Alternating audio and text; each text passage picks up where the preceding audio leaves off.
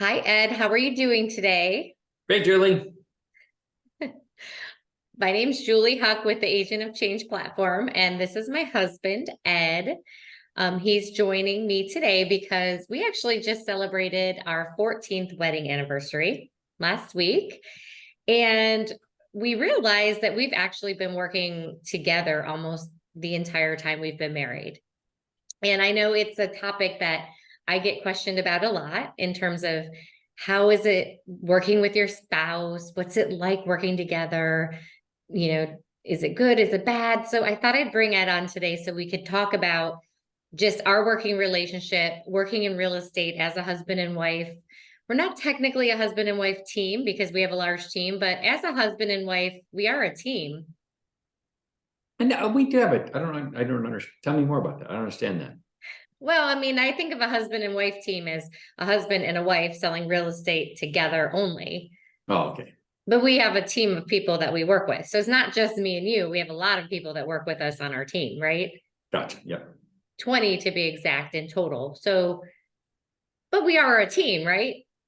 We're a team. At home and at the office. That's right. That's right. So let's talk about how our working relationship started.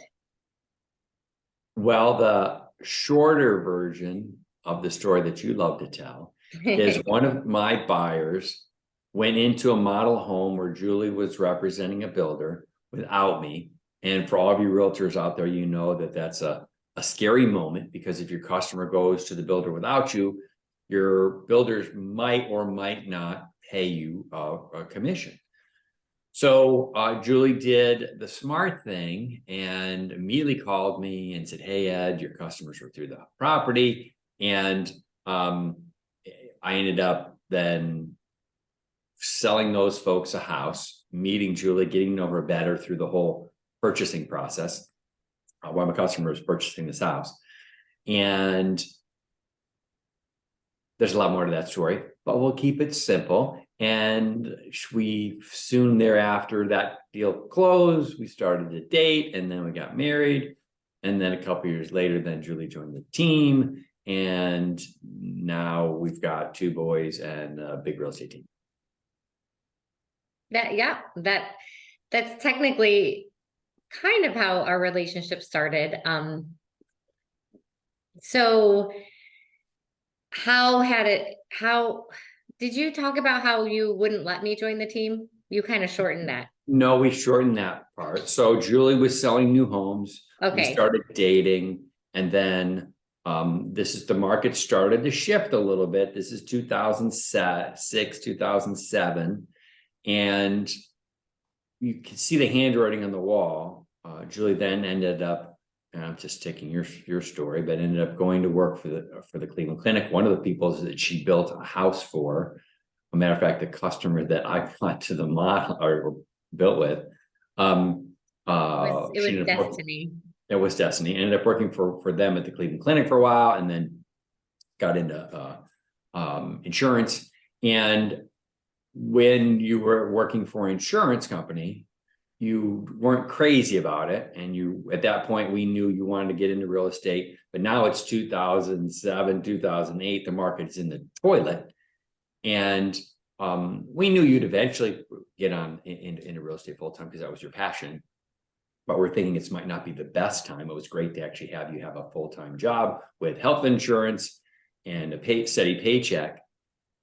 And the prerequisite ended up being is I knew that if you had 200 people in your database, not my database, but your own, contacts that knew you, loved you, would use you for real estate. As soon as you had 200 people in your database, we knew that would offset your income plus the cost of the health insurance so that you could make that leap. So you were a maniac as far as getting 200 people in your database. And how long did it take you?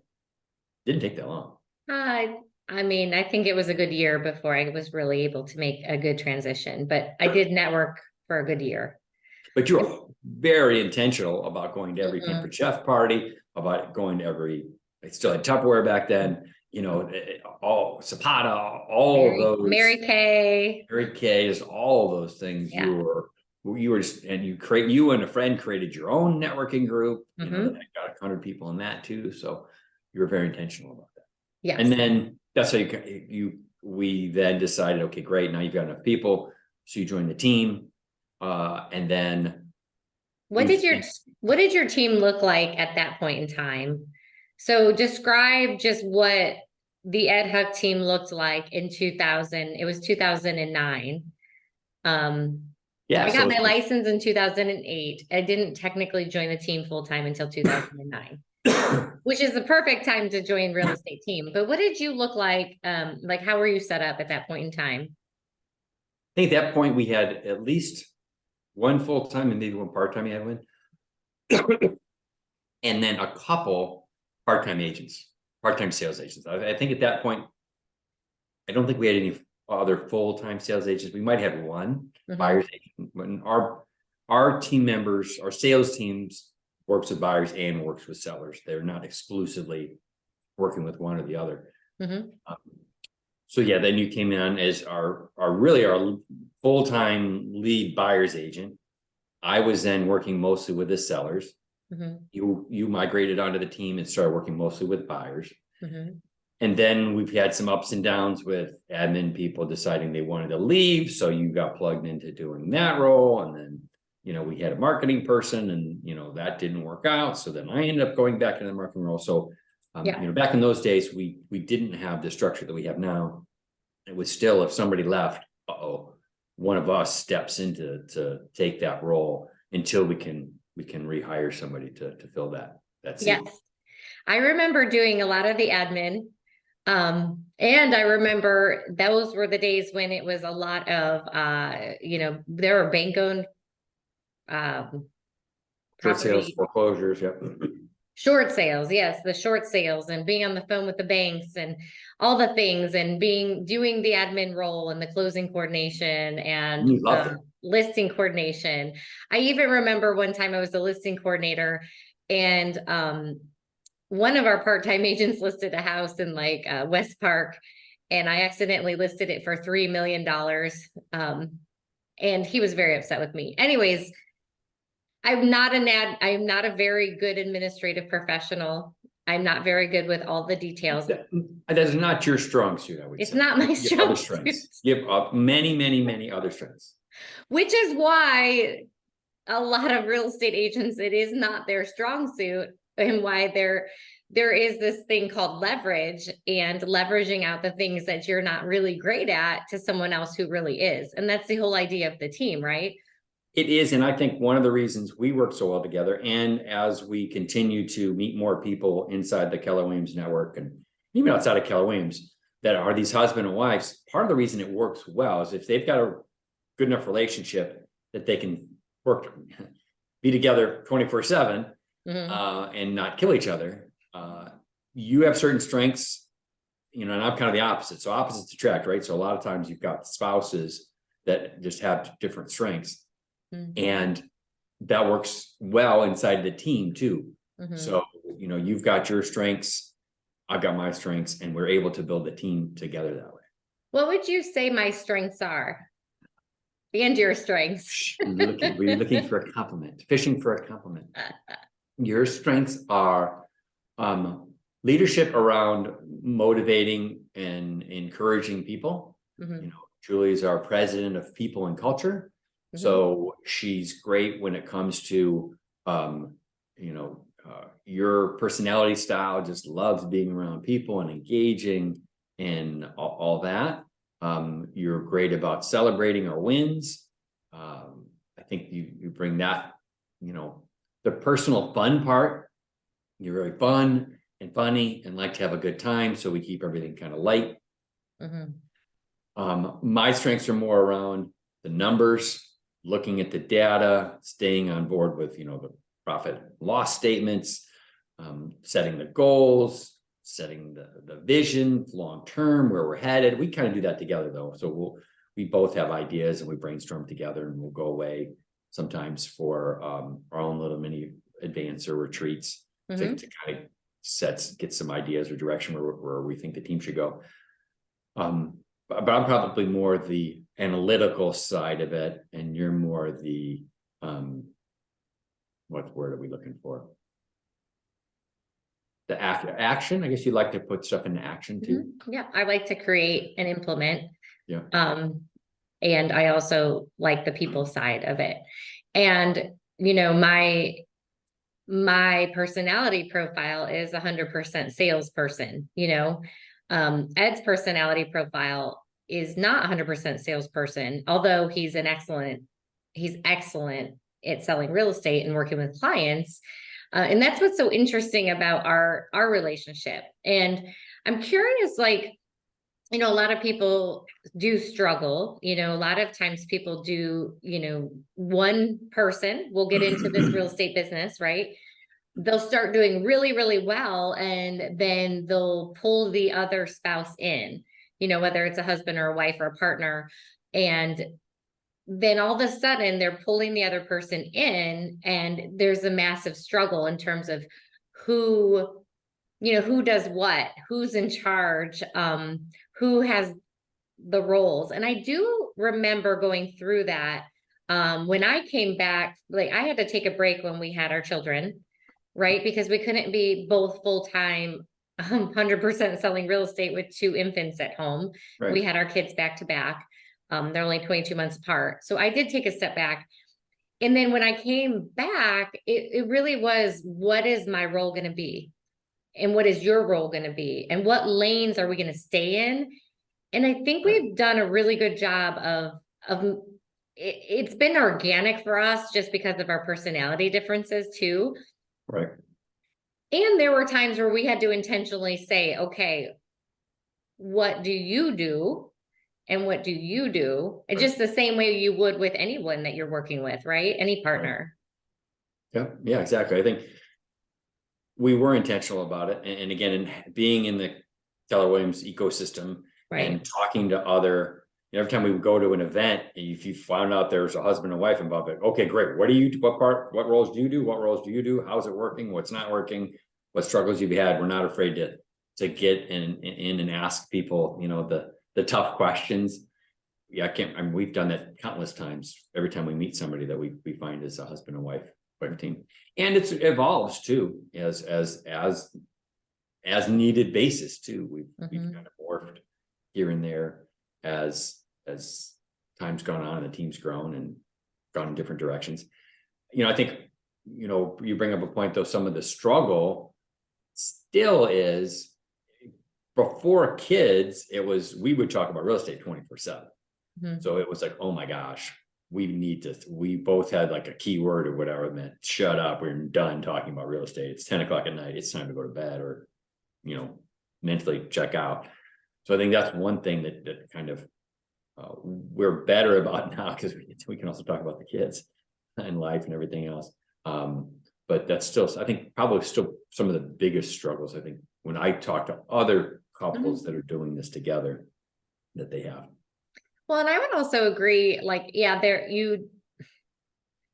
there's this thing, it's like, okay, we talk about work at work and we talk about home at home. And when you're so passionate about building a business and the impact you're making on people, and when your business becomes kind of part of your overall life and your overall,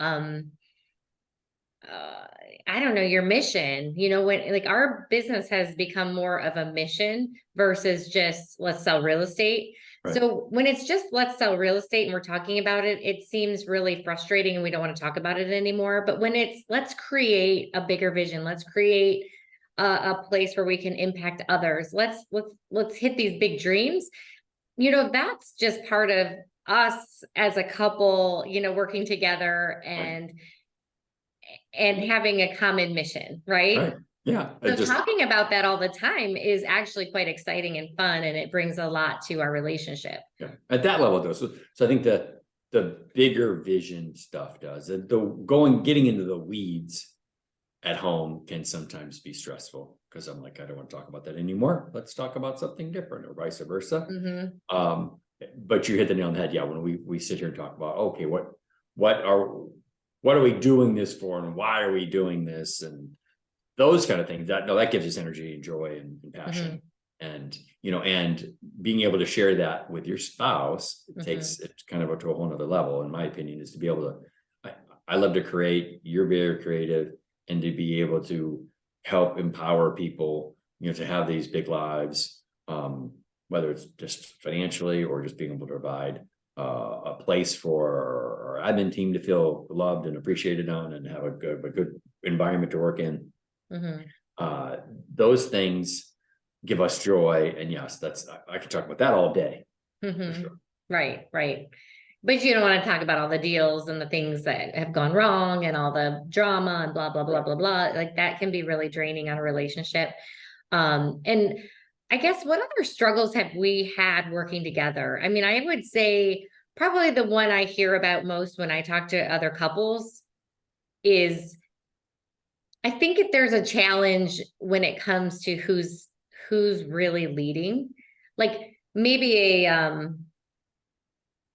what am I trying to say? Like we know our roles Right. and we know how we partner together versus we're not both fighting for being the boss.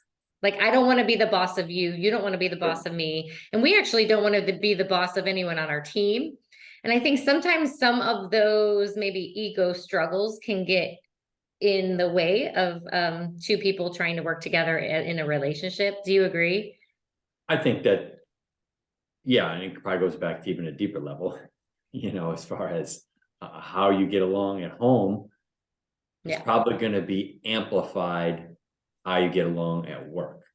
So if you know, if you're not getting along great at home, oh my gosh, I wouldn't want to see how that works in a work environment. Because And yeah, the stress levels are higher and there's oh my more gosh, people involved, we right? put Yeah. all this stress on each other and ourselves. And Mm-hmm. so I think that you know, again, like you said, just knowing that, okay, yeah, here's my lane, and I'm going to stay in my lane, and I'm going to ask you questions about my lane, and again, you're going to give me input about my lane.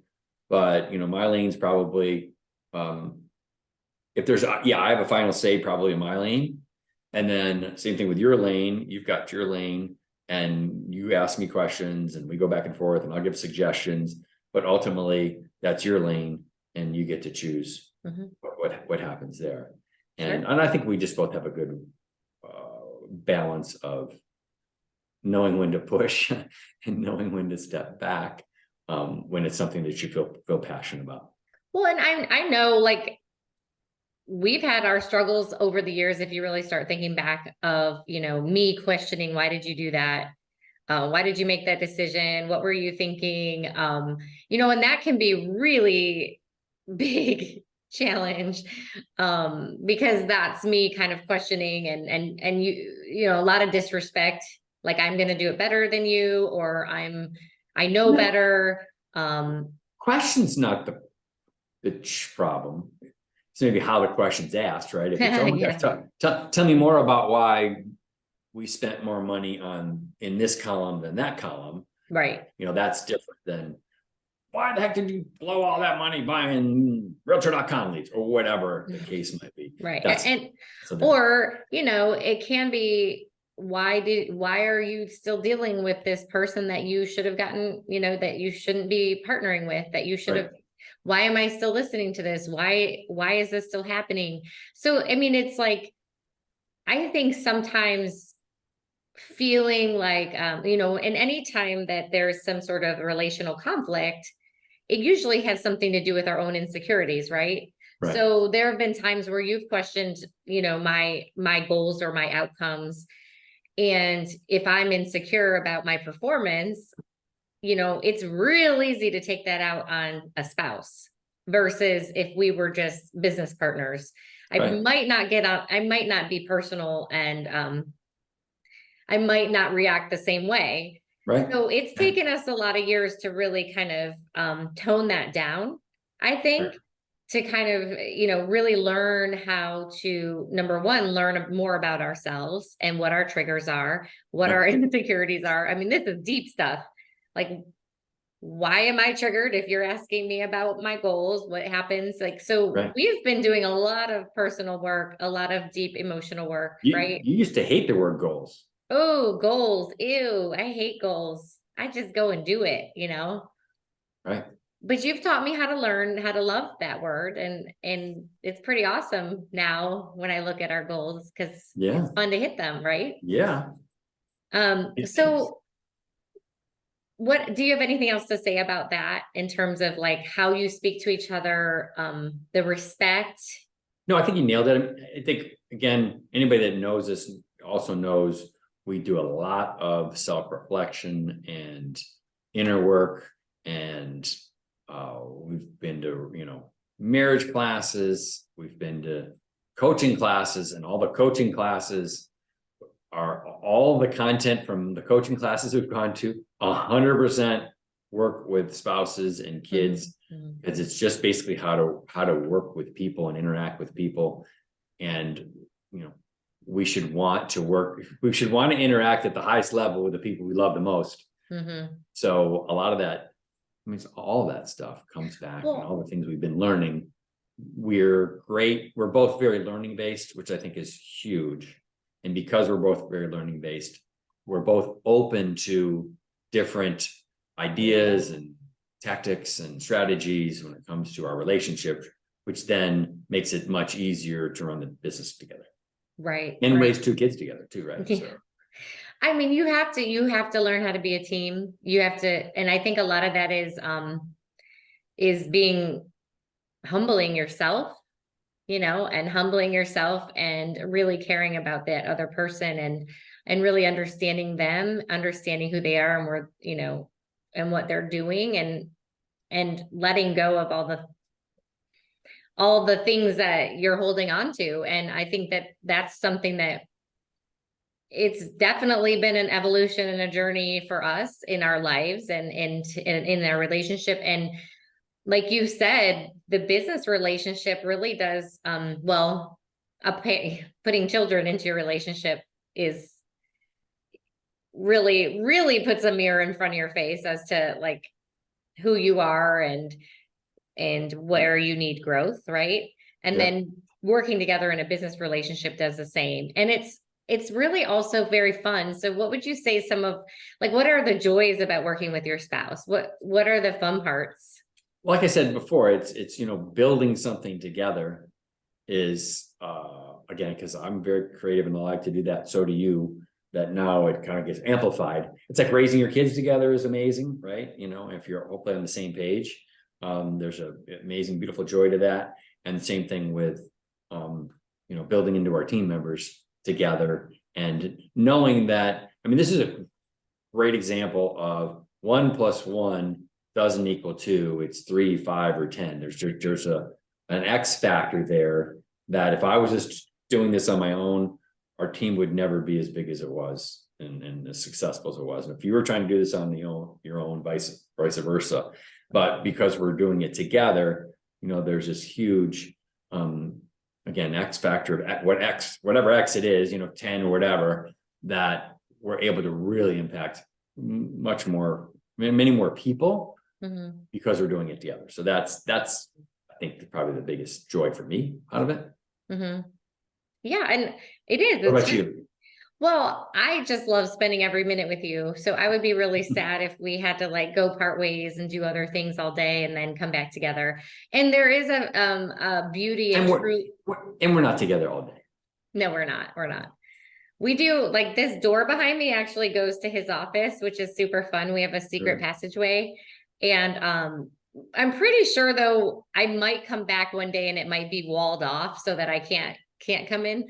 But there's also a beauty in truly understanding what the other person's doing, and really knowing like on a high level what they're dealing with at work and I'm sorry to cut what the this short, stresses but are. I do need to take this phone call Yeah, that's okay. because it's the Cleveland Clinic for my dad. So the beauty part about Oh, also well, dealing with your own business is you can um, take care of family items. So I'm going yeah, to jump sure. off this call. So this is the beauty of it. So Ed is going to sign off. Go ahead and sign off and I'll wrap us up. So working with your spouse it's joyful. There are struggles. Not everybody is cut out for it. And we look like we have it all together, but that's definitely not the case. I mean, we definitely have our ups, we have our downs.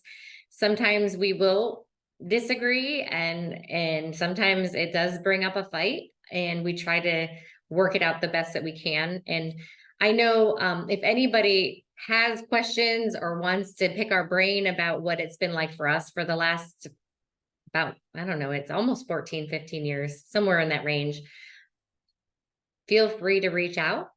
We love to share, and I am happy to be vulnerable about the struggles that we've had. And overall, though, I wouldn't change it for the world. I love working with my husband. I love building a business together.